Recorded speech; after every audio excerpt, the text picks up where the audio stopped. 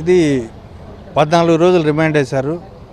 ఇది రాజకీయ ప్రేరేపితమైన కేసు, లేక రాజకీయ కక్షలు తీర్చుకునేదానికి ఈ కేసు పెట్టారనేది స్పష్టంగా అర్థమవుతుంది. ఎందుకంటే 2014 నుంచి 2019 వరకు అధికారంలో ఉన్నప్పుడు చంద్రబాబు నాయుడు మద్యం అక్రమాల్లో, తర్వాత ఈ బార్ల లైసెన్సులు ఇవ్వడంలో అవినీతికి పాల్పడ్డాడని చెప్పి దాదాపు 5,000 కోట్లకు పైగా కుంభకోణం జరిగిందని చెప్పి సాక్ష్యాధారాలతో కూడా ఆ రోజు ఈ కేసు వేయడం జరిగింది. ఆ కేసులో కంప్లైంట్ వాసుదేవరెడ్డి అప్పుడు ఏపీబీసీఎల్ మేనేజర్గా ఉన్నాడు.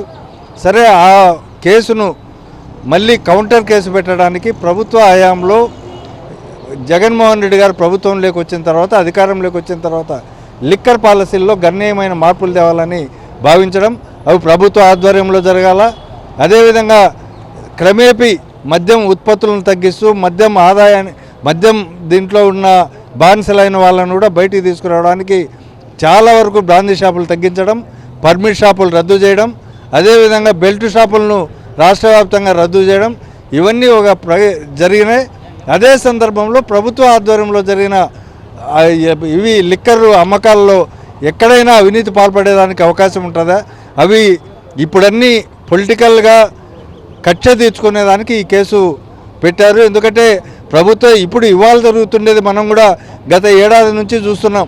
ఎక్కడ చూసినా ఎమ్మెల్యేలు వాళ్ళకు కావాల్సిన మనుషులతో బ్రాందీ షాపులు పెట్టించుకొని దాంట్లో 15-20% అధికంగా అమ్ముతున్నారు.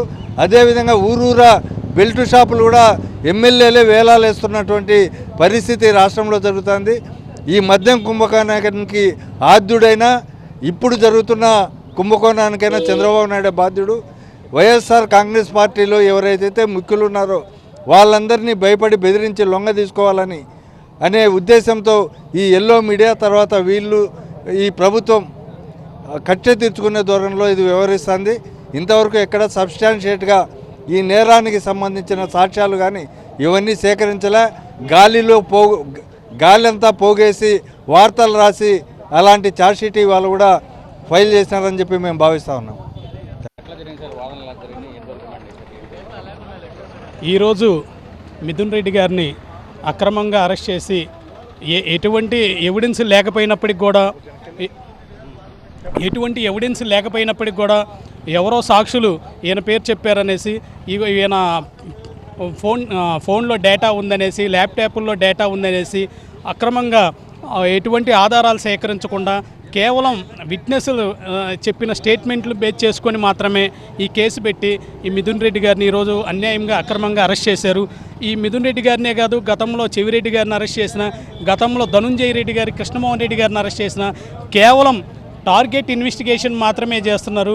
అంతేగాని వాళ్ళ పేర్లు కూడా ముందే ఎవరెవరి మీద కేసులు పెట్టాలనేది రాసుకొని కేవలం ఇన్వెస్టిగేషన్ చేస్తున్నారు. కానీ ఎక్కడ వాస్తవాలు అయితే లేవు, ఎక్కడ కేసులు ప్రూవ్ చేసే ఎవిడెన్స్లు అయితే లేవు. ఈ కేసులో కేవలం వీరిని రాజకీయ కక్షపూరితంగా ఇబ్బంది పెట్టాలనే ఉద్దేశంతోనే ఈ విధంగా గతంలో ఏదైతే ఉన్నాయో ఈ గత గవర్నమెంట్లో ఎవరెవరైతే ఉన్నారో కీ పర్సన్స్ వాళ్ళందరి మీద కేసులు పెట్టి ఏదో విధంగా కేడర్ని, నాయకుల్ని భయోందోళనకు గురి చేయాలనే ఆలోచనలతో ఈ విధంగా తప్పుడు కేసులు పెట్టేసి ఈ విధంగా చేస్తున్నారు, ఇబ్బంది పెడుతున్నారు. అంతేగాని ఎన్ని కేసులు పెట్టినప్పటికి కూడా ఈ యొక్క వైఎస్ఆర్ కాంగ్రెస్ పార్టీ చాలా స్థిరంగా ఉంటుంది. అట్లాగే మా నాయకుడు జగన్మోహన్ రెడ్డి గారి కూడా చాలా స్ట్రాంగ్గా కేడర్ను కూడా బిల్డప్ చేస్తున్నారు. కావున ఇటువంటి కేసులు ఎన్ని కేసులు పెట్టినా ఏం చేయలేవు. అటువంటి ఈ ఎంతమందిని కేసులు పెట్టినా కానీ మా లీగల్ టీం ఎవరైతే ఉన్నారో మా మనోహర్ రెడ్డి గారు, మా శ్రీనివాసరెడ్డి గారు, వీళ్ళంతా, మా సుదర్శన్, వీళ్ళంతా రెడీగా ఉన్నారు వాటిని ఎదుర్కోవడానికి. కాబట్టి ఇటువంటి కేసులు ఏం చేయవనేసి మరొకసారి చెప్తున్నాం. 13 నెలల కాలంలో ఈ కూటమి ప్రభుత్వం అధికారంలోకి వచ్చిన తర్వాత ఏ రకంగా వైఎస్ఆర్ కాంగ్రెస్ పార్టీ నాయకుల మీద, కార్యకర్తల మీద కేసులు పెడుతూ ఇబ్బంది పెడుతున్న విధానం రాష్ట్ర వ్యాప్తంగా ప్రజలు గమనిస్తూనే ఉన్నారు. చిత్తూరు జిల్లాలో వాళ్ళు ఏదో ఒక రకంగా పెద్దిరెడ్డి రామచంద్రారెడ్డి గారిని, మిథున్ రెడ్డి గారిని ఇబ్బంది పెట్టాలి, వారిని ఎదుర్కోవాలి, ఆ జిల్లాని క్యాప్చర్ చేయాలంటే వారిని మనం ఏదో ఒక రకంగా కేసులలో ఇరికించాలి, ఏదో ఒక రకంగా వాళ్ళకి మనం క్యాప్చర్ చేయాలనే కాన్సెప్ట్తో ఈరోజు మిథున్ రెడ్డి గారి మీద ఈ తప్పుడు కేసులో వారిని ఇరికించడం అనేది జరిగింది. ఈరోజు గతంలో కూడా మనం చూసామండి, వారి మీద ఎన్నో రకాలుగా వారు ఎంపీగా ఉన్నారు. ఎంపీగా ఉంటే కూడా గతంలో ఫస్ట్లో వారిని హౌస్ దగ్గర డిటైన్ చేయడం కానివ్వండి, వారు కార్లు పగలగొట్టాలి కానీ అన్ని రకాలుగా కానీ రాష్ట్ర వ్యాప్తంగా ఎన్నో రకాలుగా వైఎస్ఆర్ కాంగ్రెస్ పార్టీ నాయకుల మీద కార్యకర్తల మీద ఈ కూటమి ప్రభుత్వం కేసులు పెట్టడం. ఈరోజు ఈ యొక్క లిక్కర్ స్కామ్ అనేది ఒకటి తీసుకొచ్చి ఈ కేసులో వైఎస్ఆర్ కాంగ్రెస్ పార్టీలో ఉన్నటువంటి ప్రధానమైన నాయకులు అందరినీ కూడా ముద్దాయిలుగా పెట్టే విధానం మనం కావాలని కక్షపూరితంగా వాళ్ళందరినీ ముద్దాయిలుగా పెడతా ఉన్నారు. అందులో భాగమే ఈరోజు మిథున్ రెడ్డి గారి మీద పెట్టినటువంటి కేసు. ఈ రోజు వరకు కూడా ఇన్ని నెలల కాలంలో జరుగుతున్న ఇన్వెస్టిగేషన్లో భాగంగా ఇదిగో పలాని పర్సన్ నుంచి పలాని అకౌంట్ ద్వారా ఇంత అమౌంట్ ట్రాన్స్ఫర్ అయింది, ఈ అకౌంట్ సీజ్ చేసాము, ఈ మెటీరియల్ ఉంది, ఈ కేసులో మాకు ఆధారాలు ఉన్నాయి అని ఈ రోజు వరకు కూడా కోర్టులో ఎటువంటి ఆధారాలు కూడా డాక్యుమెంటరీ ఎవిడెన్స్ కానీ ఇంకో ఎంతోమంది విట్నెస్లను ఎగ్జామిన్ చేసినా ఒక్క కన్ఫెషన్ స్టేట్మెంట్ ద్వారా ఎవరో విట్నెస్లను తీసుకొస్తారు, వీళ్ళే తయారు చేస్తారు, బలవంతంగా వారి మీద సంతకాలు పెట్టి ఇచ్చేస్తారు. ఆ రకంగా ఇంకొకరి పేర్లు చెప్పి చేసుకోవడం, వాళ్ళు ముద్దాయిలుగా పెట్టడం, ఈ రకంగా వైఎస్ఆర్ కాంగ్రెస్ పార్టీని ఇబ్బంది పెడుతున్నటువంటి విధానం ఈరోజు రాష్ట్ర వ్యాప్తంగా గమనిస్తూ ఉన్నారు. ఈ జగన్మోహన్ రెడ్డి గారు కూడా చెప్పారు, ఇటువంటి అన్ని తాత్కాలికమైనటువంటివే. ఈ కేసులు వాస్తవంగా కూడా లీగల్గా మేము చెప్తున్నాం, లీగల్ సెల్ తరఫు నుంచి కూడా ఈ ఏ ఒక్క కేసు కూడా ఈ కోర్టులలో నిలబడేవి కావు. ఎటువంటి మెటీరియల్ లేదు, ఎవిడెన్స్ లేదు, ఏ ఒక్క కేసు కూడా నిలబడదు అన్న విషయం కూడా వారికి తెలిసి కావాలని ఇబ్బంది పెట్టే విధంగా ఈరోజు ఈ కార్యక్రమాలు కూటమి ప్రభుత్వం చేస్తూ ఉందండి, చేస్తూ ఉన్నారు. ఈరోజు వారు ఫైల్ చేసినటువంటి ప్రస్తావన ఎక్కడ కూడా కోర్టులో దాఖలు చేసిన ఛార్జ్షీట్ విషయం ప్రస్తావన ఎక్కడ కూడా ఈరోజు జరగలేదు, దాని విషయం జరగలేదు. కోర్టు వారు కూడా ఏదైతే ఒక సిట్టింగ్ ఎంపీ కాబట్టి సిట్టింగ్ ఎంపీకి కొన్ని నామ్స్ కొన్ని ఫెసిలిటీస్ ప్రొవైడ్ చేయాలి కాబట్టి అడిగిన ప్రకారంగా రాజమండ్రి సెంట్రల్ జైలుకి అనేది వారికి ఆర్డర్స్ రాయటం. రేపు మండే కూడా కొన్ని ఎడిషనల్గా పిటిషన్స్ పెట్టాము, దాని మీద కూడా రేపు ఎడిషనల్గా వారికి కొన్ని మేము మెడిసిన్స్గా కానీ ఫుడ్గా కానివ్వండి, కొంచెం ఒక బెడ్ కానివ్వండి, అదర్ ఎమ్యూనిటీస్ గురించి కూడా మేము పిటిషన్స్ పెట్టాము. దాని మీద కూడా రేపు కోర్టు వారు ఆర్డర్ ఇస్తానన్నారు. కోర్టు పాజిటివ్గా స్పందించారు. ఒకటే కూడా చెప్పారండి, ఎక్కడ కూడా ఎంటైర్ ఇన్ని రోజులు ఈ కాలంలో కుట్ర కోణంతో ఇబ్బంది పెట్టే కార్యక్రమే తప్ప ఈ కేసులో కానీ ఎక్కడ మెటీరియల్ అనేది లేదు, ఎవిడెన్స్ లేదు, డాక్యుమెంట్స్ లేవు. ఒక అకౌంట్ మనీ ట్రాన్స్ఫర్ అయినట్టుగా కూడా ఎక్కడ కూడా ఐఓ సిట్ ఆఫీసర్స్ని కోర్టు వారు క్వశ్చన్ చేసినా ఏ ఒక్క రోజు ఏ ఒక్క కేసులో ఇన్ని రిమాండ్స్లో కూడా వారు ఎవిడెన్స్ అనేది చూపించలేకపోయారు. కావాలని కక్షపూరితంగా ఈ కూటమి ప్రభుత్వం వైఎస్ఆర్ కాంగ్రెస్ పార్టీ నాయకుల్ని కార్యకర్తలని బయటికి రాకుండా జగన్మోహన్ రెడ్డి గారిని పార్టీని ఇబ్బంది పెట్టాలనే కాన్సెప్ట్తో జరుగుతున్న కార్యక్రమంలో భాగమే తప్ప ఇది ఇందులోనూ ఎక్కడ ఇదంతా కూడా వాస్తవం అనేది లేదు. ఇది కావాలని చేస్తున్నారండి. ఇవన్నీ నిలబడవు. ఇవన్నీ కూడా వాళ్ళు చేస్తున్న విషయాలు వారికి తెలుసు. ఈ ఒక్క కేసు నిలబడకపోయినా తాత్కాలికంగా ఇబ్బంది పెట్టామా లేదా అనే కాన్సెప్ట్లో పనిచేస్తున్నారు.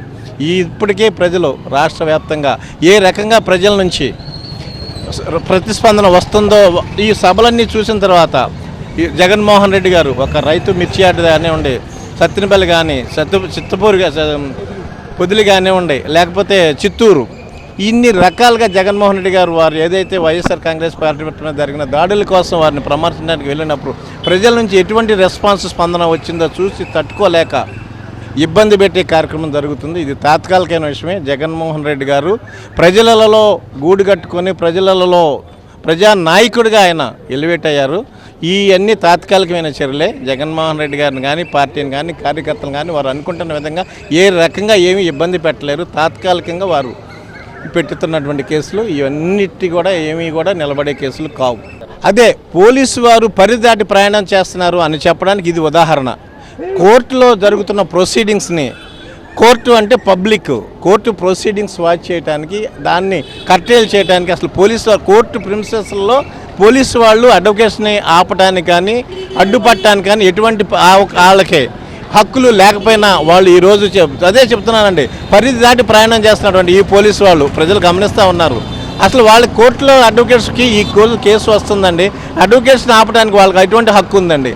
దాని మీద మేము వాళ్ళు క్వశ్చన్ చేస్తే వాళ్ళు ఇమీడియట్గా వాళ్ళు ఆ విషయంలో తప్పు అనుకొని వాళ్ళు ఇక్కడ నుంచి జడ్జి గారు ఇంటిమేట్ చేస్తే బార్ స్టేషన్ అధ్యక్షులు వచ్చిన తర్వాత ఎంఎస్జీ గారికి చెప్తే ఎంఎస్జీ గారికి వచ్చిన తర్వాత మీరెవరండి అడ్వకేషన్ ఆపడానికి అని చెప్తే అప్పటి నుంచి వారు ఏమీ మాట్లాడుకోకుండా ఉన్నారు. పరిదాటి ప్రయాణం చేస్తున్న పోలీసు వారు కూడా పార్టీని, అధికార పార్టీని అండగా చూసుకొని పోలీసు వాళ్ళు చేస్తున్నటువంటి ఈ కార్యక్రమాలన్నీ కూడా అందరూ గమనిస్తూనే ఉన్నారు. వాళ్ళకే ఈరోజు ఏదైతే మరి ప్రెసిడెంట్ వైఎస్ఆర్సీపీ పార్లమెంట్ ఎంపీ గారిని మరి అన్యాయంగా అక్రమంగా ఈరోజు అరెస్ట్ చేసిన విధానం చూస్తే పొద్దునుంచి ఈ బెజవాడలో కర్ఫ్యూ వాతావరణం, అంటే లోకేష్ గారికి కానీ చంద్రబాబు నాయుడు గారికి కానీ పెద్దిరెడ్డి కుటుంబం అంటే ఎంత భయమో ఈరోజు బెజవాడను చూస్తే ఆటోమేటిక్గా ఈ రాష్ట్ర ప్రజలకు అర్థమవుతుంది.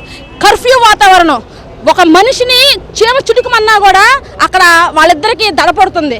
అటువంటి ఉద్రిక్త వాతావరణాన్ని క్రియేట్ చేసి ఎంపీ గారిని మరి అక్రమంగా అరెస్ట్ చేసిన విధానాన్ని పూర్తిగా ఖండిస్తున్నాము.